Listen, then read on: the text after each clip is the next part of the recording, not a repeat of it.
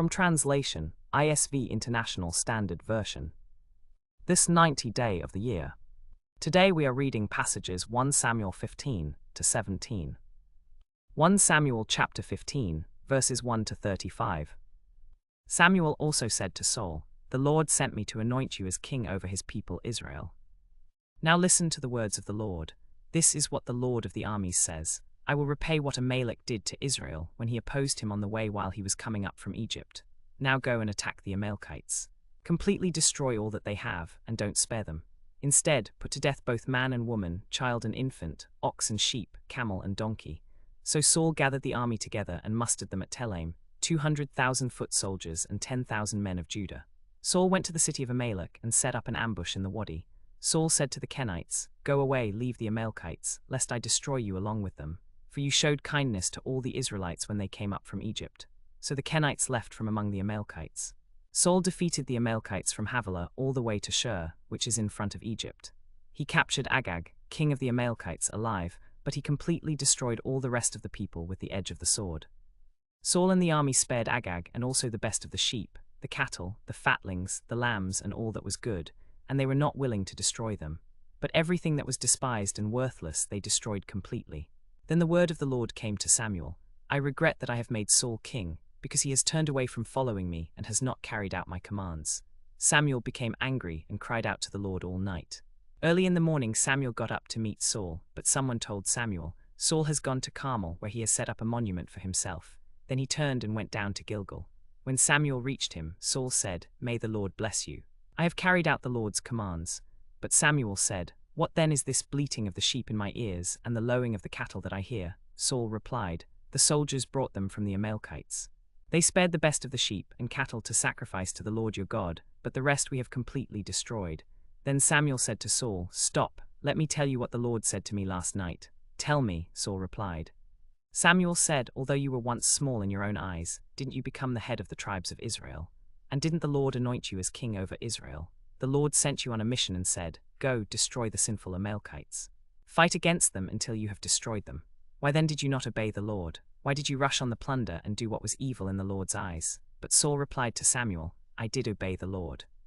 I went on the mission that the Lord gave me. I brought back Agag, king of Amalek, and I completely destroyed the Amalekites.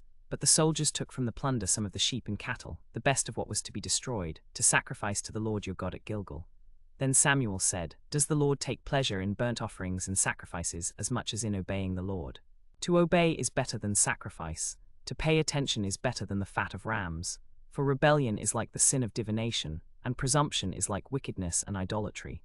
Because you have rejected the word of the Lord, he has also rejected you as king." Saul replied to Samuel, "I have sinned, for I have disobeyed the Lord's command and your instructions. I was afraid of the people, so I obeyed them. Now please forgive my sin and return with me so that I may worship the Lord." But Samuel said to Saul, "I will not return with you because you have rejected the word of the Lord, and the Lord has rejected you as king over Israel." As Samuel turned to leave, Saul grabbed the hem of his robe, and it tore. Samuel said to him, "The Lord has torn the kingdom of Israel away from you today, and given it to someone who is better than you.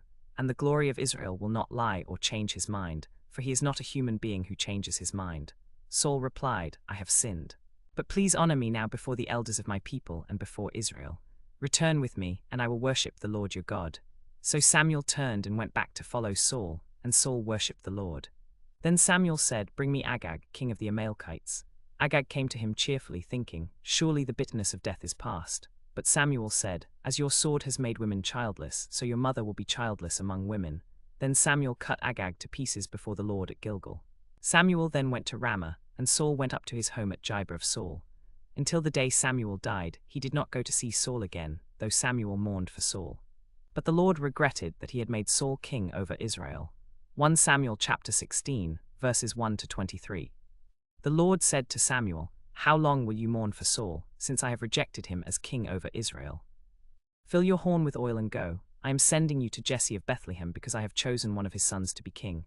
But Samuel asked, "How can I go? If Saul hears about it, he will kill me."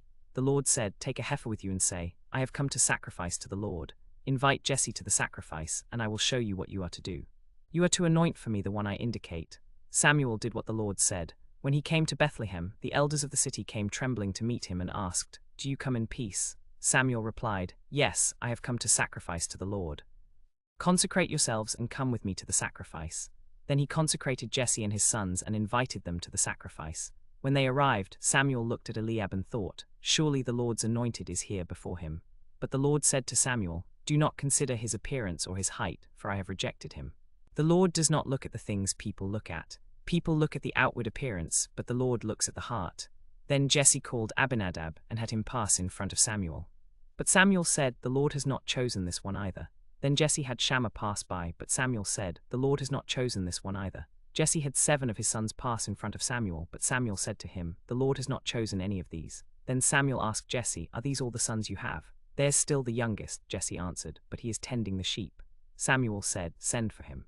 We will not sit down until he arrives." So Jesse sent and had him brought in. He was ruddy, with a handsome appearance and beautiful eyes. And the Lord said, "Arise, anoint him, for this is the one." Then Samuel took the horn of oil and anointed him in the presence of his brothers, and from that day on the Spirit of the Lord came powerfully upon David. Samuel then went to Ramah. Now the Spirit of the Lord had departed from Saul, and an evil spirit from the Lord tormented him. Saul's servant said to him, "See, an evil spirit from God is tormenting you. Let our Lord now command your servants who are before you. Let them seek a man who is a skilled musician, and when the evil spirit from God comes upon you, he will play it and you will feel better." So Saul said to his servants, "Find me a man who can play well and bring him to me." One of the servants answered, "I have seen a son of Jesse of Bethlehem who knows how to play the lyre. He is a brave man and a warrior. He speaks well and is fine-looking, and the Lord is with him." So Saul sent messengers to Jesse and said, "Send me your son David, who is with the sheep." Jesse took a donkey loaded with bread, a skin of wine, and a young goat and sent them with his son David to Saul. David came to Saul and entered his service. Saul loved him very much, and David became one of his armor-bearers. Then Saul sent word to Jesse, saying, "Let David remain in my service, for I am pleased with him." Whenever the Spirit from God came upon Saul, David would take his lyre and play it. Then Saul would feel better, and the evil spirit would leave him. 1 Samuel chapter 17, verses 1 to 58. The Philistines gathered their armies for battle and assembled at Soko in Judah. They camped at Eph's Dammim, between Soko and Azekah. Saul and the Israelites assembled and camped in the valley of Elah. They drew up their battle line to meet the Philistines. The Philistines occupied one hill and the Israelites occupied another, with the valley between them. A champion named Goliath, who was from Gath, came out of the Philistine camp. He was 9 feet, 9 inches tall. He had a bronze helmet on his head and wore a coat of scale armor of bronze weighing 5,000 shekels of bronze. On his legs he wore bronze greaves, and a bronze javelin was slung on his back. His spear shaft was like a weaver's rod, and its iron point weighed 600 shekels. His shield-bearer went ahead of him. Goliath stood and shouted to the ranks of Israel, "Why do you come out and form your battle lines? Am I not a Philistine, and are you not the servants of Saul? Choose a man and have him come down to me. If he is able to fight and kill me, we will become your subjects. But if I overcome him and kill him, you will become our subjects and serve us." Then the Philistine said, "This day I defy the armies of Israel. Give me a man and let us fight each other." When Saul and all the Israelites heard this, they were terrified and dreadfully afraid. Now David was the son of an Ephrathite named Jesse, from Bethlehem in Judah, who had 8 sons. In Saul's time Jesse was old and well advanced in years. The 3 oldest sons of Jesse had followed Saul to the war. The oldest was Eliab, the next was Abinadab, and the third was Shammah. David was the youngest. The 3 oldest followed Saul, but David went back and forth from Saul to tend his father's sheep at Bethlehem. For 40 days the Philistine came forward every morning and evening to take his stand. Meanwhile, David was sent by his father Jesse to take food to his brothers, and to give the commanders a gift from their father. Early in the morning David left the flock with a shepherd, loaded up and set out, as Jesse had directed. He reached the camp as the army was going out to its battle positions, shouting the war cry. David left what he had brought with the supplies and ran to the ranks and greeted his brothers. As he was talking with them, Goliath, the Philistine champion from Gath, stepped forward from his lines and spoke the same words as before. David heard him. When all the soldiers saw him, they fled from him in great fear. The Israelites and the Philistines had been drawn up for battle, facing each other. David left what he had brought with the supplies and ran to the battle lines and greeted his brothers. As he was talking with them, Goliath, the Philistine champion from Gath, stepped forward from his lines and spoke the same words as before. David heard him. When all the soldiers saw him, they fled from him in great fear. The men of Israel had been saying, "Do you see how this man keeps coming out? He comes out to defy Israel. The king will give great wealth to the man who kills him. He will also give him his daughter in marriage and will exempt his father's family from taxes in Israel." David asked the men standing near him, "What will be done for the man who kills this Philistine and removes this disgrace from Israel? Who is this uncircumcised Philistine that he should defy the armies of the living God?" They repeated to him what they had been saying and told him, "This is what will be done for the man who kills him." When Eliab, David's oldest brother, heard him speaking with the men, he burned with anger against David and asked, "Why have you come down here? And with whom did you leave those few sheep in the desert? I know how conceited you are and how wicked your heart is. You came down only to watch the battle." David replied, "What have I done now? Was it not just a question?" Then David turned away from him toward someone else and asked the same question, and the men gave him the same answer. What David said was overheard and reported to Saul, and Saul sent for him. David said to Saul, "Let no one lose heart on account of this Philistine. Your servant will go and fight him." Saul replied, "You are not able to go out against this Philistine and fight him. You are only a boy, and he has been a warrior from his youth." But David said to Saul, "Your servant has been keeping his father's sheep. When a lion or a bear came and carried off a sheep from the flock, I went after it, struck it, and rescued the sheep from its mouth. When it turned on me, I seized it by its hair, struck it, and killed it. Your servant has killed both the lion and the bear. This uncircumcised Philistine will be like one of them, because he has defied the armies of the living God. The Lord who delivered me from the paw of the lion and the paw of the bear will deliver me from the hand of this Philistine." Saul said to David, "Go, and the Lord be with you." Then Saul dressed David in his own tunic, and he put a bronze helmet on his head. He also dressed him in a coat of armor. David tried walking in them, but he was not used to them. "I cannot go in these," he said to Saul, "because I am not used to them." So he took them off.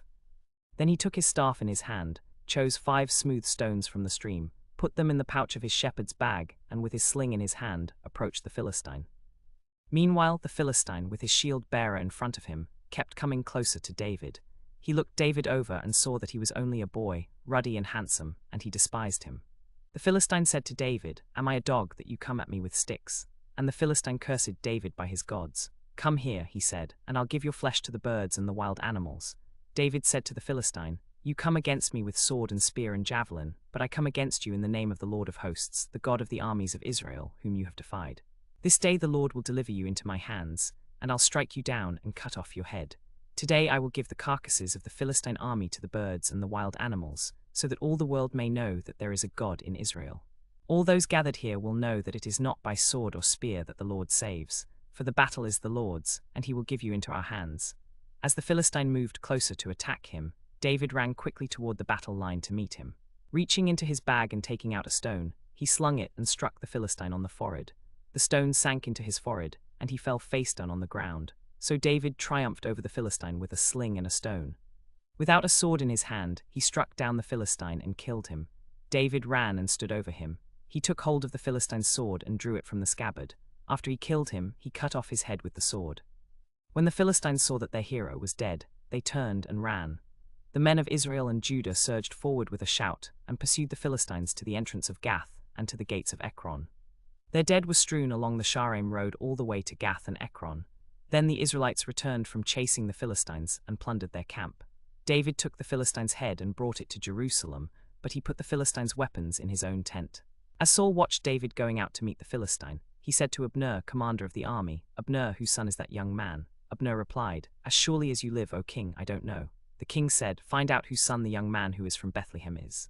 As soon as David returned from killing the Philistine, Abner took him and brought him before Saul, with David still holding the Philistine's head in his hand. Saul said to him, "Whose son are you, young man?" David replied, "I am the son of your servant Jesse of Bethlehem."